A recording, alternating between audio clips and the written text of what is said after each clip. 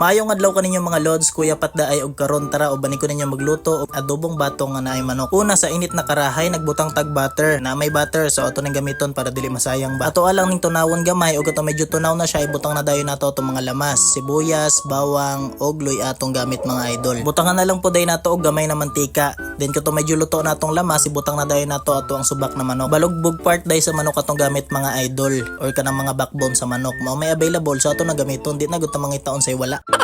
Sabay sa pagbutang natog mga manok, gibutangan na po din natog mga lahi-laing nga pampalasa para masabay silag sangkot siya may isa lang mga idol. Kung ingani na ang postura sa atong ginaluto mga idol ug humot na siya kaayo, pwede na natog butangan og paminta, toyo ug kaning suka. Dili lang sa nato haluon para dili kay siya moaslo mga idol. Then takloban lang nato gamay pagkataod-taod na katong bukal na pwede na nato ibutang ang ato ang batong. Sa tanang gulay na ginuluto na pang adobo ba kaning batong ra gyud ako ang ganahan kaayo. Ambot nga no na magkaron ni lumay ang batong sa pagkaadobo. Katong nabutang na naton tanan nato mga batong mga idol halo on lang sa nato gamay para mapantay sila. Then butangan lang sa nato gamay nga tubig para naay gamay nga sabaw para dili kay siya ugaba. Pabukalan lang sa natog mga 3 minutes mga idol kana mohumok-humok na atong batong ba. Then after ana luto na gyud ang ato ang adobong batong nga naay manok. So ayan naluto naman ang ato ang adobong batong ug manok mga idol. Magpaalam na pud ko. Dagan kayong salamat sa inyong pagtan-aw. God bless atong tanan mama.